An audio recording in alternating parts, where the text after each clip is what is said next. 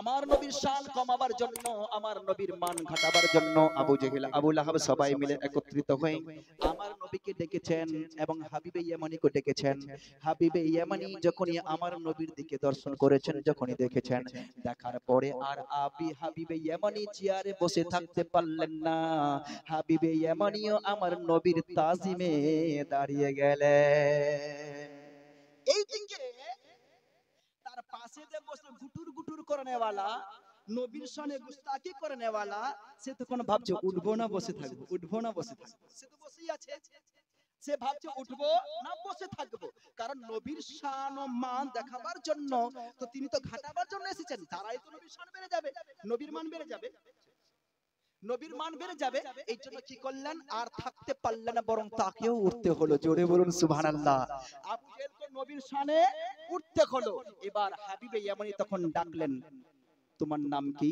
বলছেন মুহাম্মদ সাল্লাল্লাহু তাআলা আলাইহি ওয়াসাল্লাম। এবার হাবিবে ইয়ামানি তো দাঁড়িয়ে দিয়ে কিভাবে কথা বলবেন, হাবিবে ইয়ামানি নিজের চেয়ারকে ছেড়ে আমার নবীকে বসালেন। জোরে বলুন সুবহানাল্লাহ।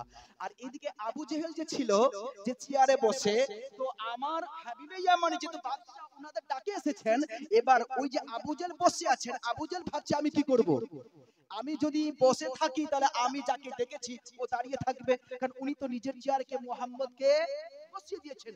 অতএব আবু জেহেলকে উঠতে হলো আর আবু জেহেলের চেয়ারে হাবিবে ইয়ামানিকে বসাতে হলো। জোরে বলুন সুবহানাল্লাহ। এতে আমার নবীর মান ও শান বেড়ে গেলেন। ঠিক আছে, এবার হাবিবে ইয়ামানি তখন জিজ্ঞেস করছেন, তোমার নাম কি? বলেন মুহাম্মদ। তোমার আব্বার নাম কি? আব্দুল্লাহ। তুমি, তোমার দাদুর নাম কি? Abdul Muttalib. তোমার মায়ের নাম কি? আমেনা। এবার বলো তুমি কোন বংশের মধ্যে? বলছেন কুরাইশ বংশের মধ্যে। বললেন সুবহানাল্লাহ। কারণ আমার নবীর বাবার নাম আব্দুল্লাহ হবে, আমার নবীর মায়ের নাম আমেনা হবে, আমার নবী কুরাইশ বংশের মধ্যে জন্মগ্রহণ করবে। ইতিপূর্বে যে কিতাব এসে সব কিতাবের মধ্যে বর্ণনা রয়েছে। জোরে বলুন সুবহানাল্লাহ। এবার সবাই এসেছেন জাদুঘর বলতো আমার নবীকে, কি বলতেন? জাদুঘর। আর হাবিবে ইয়ামানিকে এই বলে ডেকে এনেছেন যে উনি একটা জাদুঘর। আর হাবিবে ইয়ামানি মনে মনে ভাবলেন, মানুষের জাদু জমিনে চলবে, আসমানে চলবে, আসমানে চলবে না। এই জন্য তিনি আবার বললেন, আবার কি, যে আবার নবী হবে সে মনের কথাও বলতে পারবে। অতএব আমার দুইটি প্রশ্ন থাকবে, যে দুইটি প্রশ্নের উত্তর যদি দিয়ে দেয় তাহলে আমি তাকে নবী বলে মেনে নিব। জোরে বলুন সুবহানাল্লাহ। আমি তাকে নবী বলে মেনে নিব। এবার এটাই হলো, যাই শর্টকাটে বলছি, হাবিবে ইয়ামানি তখন আমার নবীকে বলেন, মুহাম্মদ আমার দুইটা প্রশ্ন থাকবে, একটা আমার অন্তরে থাকবে, একটা জাহিরি থাকবে। একটা কি থাকবে? জাহিরি থাকবে। তুমি যদি এই প্রশ্নের উত্তর দিয়ে দাও তাহলে আমি তোমাকে নবী বলে মেনে নিব। জোরে বলুন সুবহানাল্লাহ। আবু জেহেল শুনি অবাক, আবু জেহেল শুনেই অবাক যে আমার মনসুবা সব শেষ হবে, আর আমার পূরণ হবে না। এবার হাবিবে ইয়ামানি বললেন, দেখো এই যে চাঁদ দেখতে পাচ্ছ, তখন অন্ধকার পূর্ণিমার চাঁদ উদয় হয়েছে সেই রাত্রিতে। এবার পূর্ণিমার চাঁদ উদয় হয়েছে, আমার নবীকে বললেন, এই মুহাম্মদ তুমি চাঁদকে দুটুকরা করে দেখে দাও এবং আমার অন্তরে যা আছে ওটা তুমি পূরণ করে দাও, আমি তোমাকে নবী বলে মেনে নিব। আমার নবী বললেন ঠিক আছে। নবী করিম সাল্লাল্লাহু আলাইহি ওয়াসাল্লাম নিজের ডান হাতের শাহাদাতের আঙ্গুল চাঁদের দিকে ইশারা করলো। ইশারা করিবার পরে তখন কি চাঁদ দুটুকরো হয়ে যায়। চাঁদ দুটুকরো হইবার পরে একটা টুকরা চলে গেল অন্যদিকে ইয়ামান দেশের দিকে, আর এক টুকরা থাকলো ওখানে।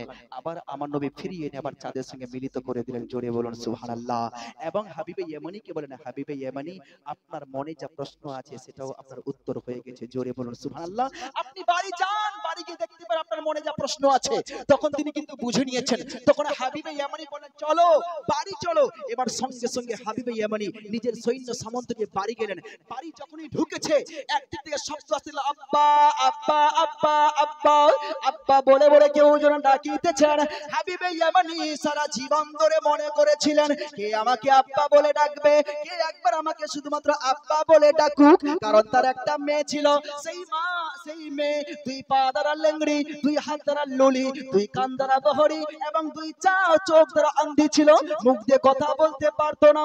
এই জন্য হাবিবে ইয়ামানি মনে মনে ভাবতো, আমি কি কখনো আব্বা হতে পারবো না, কেউ কি আমাকে আব্বা বলে ডাকবে না। আজ হাবিবে ইয়ামানি যখনই গেছেন, যাইবার পরে আব্বা আব্বা বলে কেউ যেন ডাকিতেছেন, এই বলে তিনি বড় অবাক হয়ে গেলেন, কে আমাকে আব্বা বলে ডাকে, কে আমাকে আব্বা বলে ডাকে।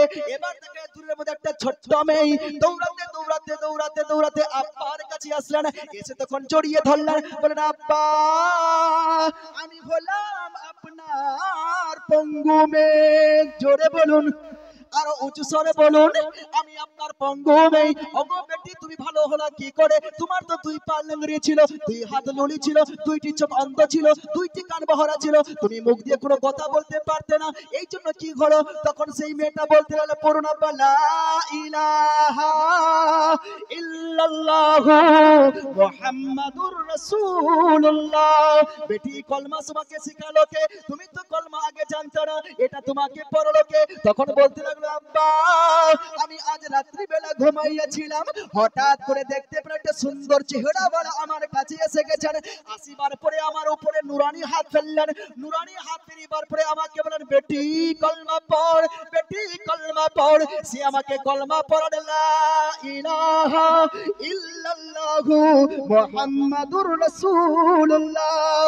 ওগো বাবা সেই নুরানি চেহারা এত বড় সুন্দর, এত বড় সুন্দর, এইরকম চেহারা কখনো আমি দেখিনি। তার নাম হলো মুহাম্মদ, তার আব্বার নাম হলো আব্দুল্লাহ, মায়ের নাম হলো আমেনা, আর তার জন্ম হলো মক্কা শহরে কুরাইশ বংশে। জোরে বলুন। এবার যখন এই হাবিবে ইয়ামানি শুনলেন, শুনিবার পরে তখন সৈন্য সামন থেকে বললেন আর টাকা চলবে না, চলো চলো চলো। যে মুহাম্মদকে অপমান করার জন্য আবু জেহেল ডেকেছিল, সে জাদুঘর নয়, সে আসলে হলেন মুহাম্মাদুর রাসূলুল্লাহ। জোরে বলুন সাল্লাল্লাহু আলাইহি ওয়াসাল্লাম। অতএব বাবা সেই নবীর শান ও মান ঘাটাবার যতই বড় কেউ চেষ্টা করুক না কেন, নবীর শান কেউ ঘাটাতে পারবে না। সেই নবীকে ভালোবাসুন, সেই নবীর প্রতি মহব্বত রাখুন। দেখবেন কতটা একটা আনন্দ লাগে। নবীর প্রতি মহব্বত দিয়ে নামাজ পড়ুন, বড় আনন্দ লাগবে। আল্লাহ তাবারক ওয়া তাআলার দরবারে দোয়া করি, আল্লাহ তুমি আমাদের সকলকে নবীর সঙ্গে মহব্বত করার তৌফিক দান করো। জোরে বলুন আমিন। मोहम्मद की मोहब्बत दीने हक की शर्त अव्वल है। मोहम्मद की मोहब्बत दीने हक की शर्त अव्वल है। इसी में हो अगर खामी तो सब कुछ नामुकम्मल है। নবী আমাদের সব জায়গায় সাথে থাকবে, কবরেও সাথে থাকবে, হাসরেও সাথে থাকবে। এই জন্য আলা হযরত खड़े हैं मुनकर नकीर सर पर न कोई हामी न कोई यावर। खड़े हैं मुनकर नकीर सर पर न कोई हामी न कोई यावर। बता दो आकर मेरे पैगंबर, जोरे बोलो सुभान अल्लाह।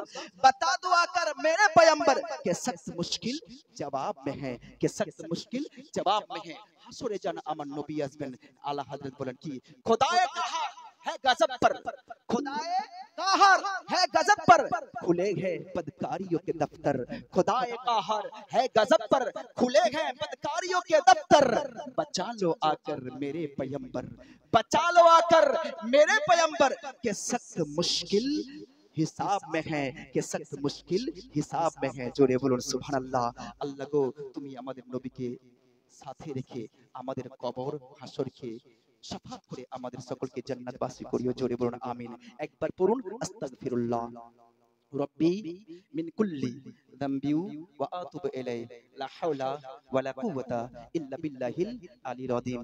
লা ইলাহা ইল্লাল্লাহু মুহাম্মাদুর রাসূলুল্লাহ সাল্লাল্লাহু আলাইহি ওয়াসাল্লাম। হায়াত বাকি তো মুলাকাত বাকি। আসসালামু আলাইকুম ওয়া রাহমাতুল্লাহি ওয়া বারাকাতুহু ওয়া মা আলাইনা ইল্লাল বালাগ। ভালো লেগে থাকলে একবার হাত তুলে বলুন সুবহানাল্লাহ আলহামদুলিল্লাহ আকবার। যাই হোক এই কালিয়াচকের মাটিতে এসেছি, আল্লাহ তাবারক ওয়া তাআলা আমার আশাকে কবুল করুক। জোরে বলুন আমিন। আপনারা দোয়া করবেন আব্বা, আমিও দোয়া করব। আপনারা ভালো থাকুন, কিন্তু একটাই কথা বলে যাব, মাসলাকে আলা হযরতকে ছাড়বেন না। মাসলাকে আলা হযরতের দামন ধরে থাকুন, দেখবেন আপনার ঈমান জীবিত থাকবে, ঈমান বেঁচে থাকবে। এটাই আমাদের আসল, এটাই আমাদের পুঁজি। আল্লাহ কবুল করুন। জোরে বলুন আমিন। আবার সালাম দিচ্ছি, উত্তর দিবেন সকলেই। আসসালামু আলাইকুম ওয়া রাহমাতুল্লাহি ওয়া বারাকাতুহু।